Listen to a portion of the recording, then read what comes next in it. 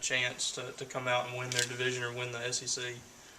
Yeah, I think it's an exciting weekend. You got teams who are trying to get in the SEC tournament. You got teams trying to win the league. You got teams trying to win divisions. So, yeah, it's extremely competitive, and certainly everybody in the league has something to play for, and that's why, it makes it a great league, very competitive. You have 3 guys on the Ferris Trophy watch list. What's made that group so special that you were able to get those 3 guys on there and guys like players at Southern Miss and left off that list? You know what? I think there's a better question than that. That's the question I've been asked 3 times this morning is, who am I going to vote for? Yeah, I think certainly Southern Miss had a great year, and I'm sure that they have several guys that are very deserving. I think that I think it's incredible, just to take it a step further, that you look at RPI, and I'm not sure where RPI is right now, but at one point in the top 15 schools in the country, 3 of them are from the state of Mississippi, and I think that's not a point you can overstate, because if you just look at the sheer numbers in our state of population, that's remarkable. And I think that speaks a lot to the high school coaches, the summer coaches, and just the level of baseball in the state of Mississippi. And all of our rosters, including Delta State, who's having a great year, have a decent amount, pretty solid amount of kids from the state of Mississippi. So I think that's really speaks for itself. In terms of the Ferris Trophy, I think it's just a great honor to be nominated. Obviously, Coach Ferris has meant more to baseball in the state of Mississippi maybe than anybody in the history of the state. He's just done so much, and he's just such a great ambassador for the game. And I think it's really special that it's in Cleveland, which is, where Coach Ferris is. So, yeah, I think it speaks a lot that we have 3 nominees. I think the other ones, Woodman's had a great year, and the young man from Delta State has had a great year as well. So, that's for Monday, and we have a huge weekend in front of that. But I think it'll be a great event. It always is. One of those is Reed, and he's been a great dual guy for you, pitching, hitting, and he's really getting hot at the plate, seems like. Yeah, Reed has done so much for us. He's defended well for us. He's thrown out runners. He's pitched well at the end of ball games for us. And he's gotten some clutch hits. I mean, I don't think you can say enough about what he's done for our ball club. And I think, the nomination process, you look at for, who's the most valuable player, and or who's having the best year. I mean, in terms of trying to win a baseball game, maybe Reed Humphreys he could be the most valuable guy all the way around, because you're right, he can help you win a ball game in a lot of different ways. Another guy, Jake Mangum, and things. Of course, he kind of has reminded some of Adam Frazier before, the way he's always on base and things. How do you compare those? Looking at their 2 games, it's to what they do at the top of the order. Is there a comparison that you see? Adam's a little bit different. He's a little bit more patient. But Jacob's just a freshman. They're guys who don't hit a lot of fly balls, and every time they walk to the plate, they give themselves a chance to get a hit. Jake's a great candidate for the Ferris Award as well. I mean, he's a freshman who has a chance to win an SEC batting title. And I don't mean to curse him or to give him bad luck. But he's in that hunt right now, and I think he's a very deserving candidate for that award as well. And I didn't speak about Dakota. He's just he's a possible top 10 pick overall, maybe. You don't know what's going to happen over the next 3 or 4 weeks, but he's certainly a guy that we've really counted on. But yeah, the comparison between Frazier and Mangum, yeah, very similar types of players. And in fact, I think that's one of Jacob's idols. He really likes Adam Frazier, and Adam Frazier's knocking on the door right now. I mean, maybe he'll get a call up to the big leagues here pretty soon.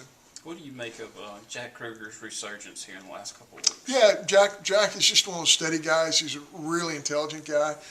He just works on his craft every single day. I think his arm getting healthier has really helped him offensively as well. And I know that sounds crazy, but when your arm's bothering you, it owns you, and it owns everything that you do, even hitting or running or all those things. And I think the fact that he's feeling healthier with his arm makes a huge difference in the way he's swinging the bat. And I think his arm gets healthier every day. You've talked several times this year about goals still ahead of this team. Do you kind of reiterate them that going into the last weekend? Yeah, but I've said this many times also.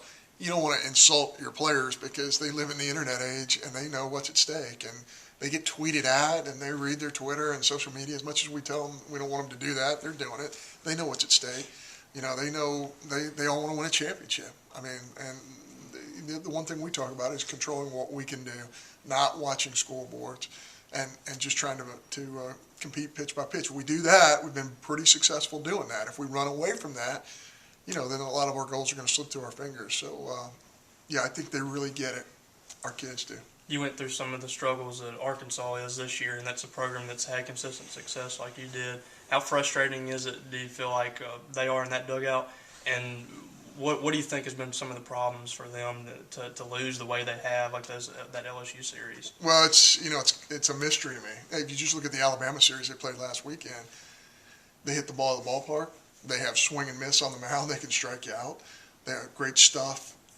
They have great athletes. They don't make errors. I mean, you just keep looking at it and you go, wow. I mean, how are they losing? When you lose the kind of some of Benintendi, who's maybe one of the best hitters in the entire country, they lose him. They've had some injuries. I thought Zach Jackson was one of the best breaking balls I've seen in college baseball in a long time, along with a 96 mile an hour arm behind it. They're scary. I mean, they can beat anybody at any time. I watched every single pitch of the game that they played last night, and even though they lose, I believe it was 8-2 to Missouri State, they're still scary because of the athleticism, the swing and miss they have, the way they defend it. They can beat us 3 times. There's no question about it. And if we don't realize that and bring our A game, we're not going to do the things that we need to do. How are you health-wise this weekend with Hunter and Luke? Yeah, I think Hunter is going to be able to contribute in some way. We just got to wait and see. His knee has really come a long way. He's worked really hard, and Jason Wire, our training staff, has done a great job with him. So I would be surprised if he can't do something for us this weekend. Does he start? Don't know. But we'll wait and see, and he gets a little bit better every day. Today is the closest thing to full speed we have seen out of him, and he really pushed himself today because he's trying to show our coaching staff that he can play. But again, we've got to wait and see tomorrow how sore he is after today. What does he bring to the ball club when he's out there? Yeah, he's just a fast twitch athlete, and if you have a matchup situation, left, right, he allows you some flexibility there. He can cover a lot of the field. He can catch. He covers a lot of the field. He's got arm strength. I mean, he's a guy who's playing a lot for us when he got hurt. So, yeah, I mean, it hurts not having him, and hopefully, we will have him. The fact that we're going to be in postseason, it's really tricky. If you push him too much now, do you not have him for the postseason? So we want to make sure we have him for the postseason. You didn't need Alexander last weekend, but is he available? Yeah, Alexander's available, and his hand is feeling a lot better. He has mentioned that his hand feels better now than it did, for the last 2 weeks. The issue is these kids want to play so much that you're not 100% sure exactly how much they're telling you in terms of the pain that they're in. But he's going to be a great player. Luke Alexander is going to be a great player in our program, but he's got to be 100% healthy to be able to show us the things that he can do. You guys have been good all season, obviously, but really seem to be clicking the last several weeks. Is that maybe a result of young guys and new faces really kind of get into a groove as the season goes along? Yeah, I think so. I think there's some confidence.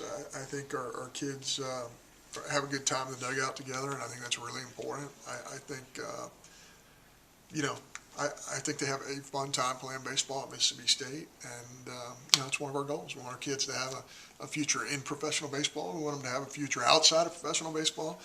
We want them to win championships, and we want them to have fun. It's 4 pretty simple goals, and I think the having fun part right now is there's no question. I mean, you can be around our kids and for about 2 minutes and realize that they're having fun, they're loose, and even the guys who aren't playing realize they feel like this is a special year and they want to contribute any way they can. There's an unselfish nature to our kids. Connor on Saturday or TBD still? Yeah, I mean, he probably pitch. Again, I always have the TBD just because if you get to watch a club 2 times and you say, man, this guy really sticks out as a great matchup. But the way Connor has pitched over the last 4 or 5 weeks, it'd be hard to get him out of that spot now.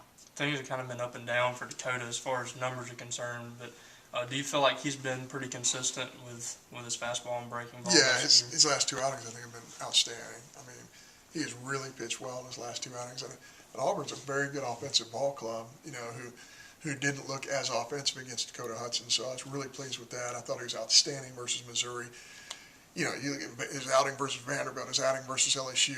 I mean, he's had some unbelievable outings this year, and I think he's just, again, I just feel like he's getting on a roll, which is good because, you know, we're heading toward postseason, and this weekend is huge for us. So I think he's in a really good place. For a guy who's not a power pitcher, how has Austin been able to have so many strikeouts against so few walks, especially with the style of throwing he does? You know, the changeup, when you look at a scouting report, David, you see that a guy's either around the plate, and when you have a reputation for being around the plate, you're going to get a lot more swings. Whereas a guy like Dakota, has power stuff, there's a lot more takes. So he gets a lot more swings, and his changeup has so much sink, depth, movement to it, and it's late, that he gets a ton of swing and misses with that. When his changeup is where he wants it to be, I mean, guys can sit on it and still swing and miss or foul tip it into the glove. It's that good a pitch. And now what he's added to that is he can go fastball in and freeze a hitter. You know, he's gotten a bunch of backward Ks this year as well. So, yeah, I mean, he's just really added periodic. I mean, he just keeps adding to his arsenal, and I think that's why he's been able to get a lot more swing and miss. You mentioned earlier this year about Austin and Dakota and their relationship, that they were pretty tight and things. How was that relationship kind of better than both a little bit? Yeah, I think they compete against each other. They're always cheering for each other. You know, they're on a similar workout plan. And I think they have a great relationship. They've been through a lot together. They've both had some struggles early in their career, and now they're both having some success. And I think they've been great leaders. And, you know, I don't think you have a Pilkington right now where he is with the numbers he's got without those two guys, because he gets to sit there and watch those two guys on Friday and Saturday, or Thursday and Friday, and I think they're pretty good role models for him leading into you know, his opportunity to pitch.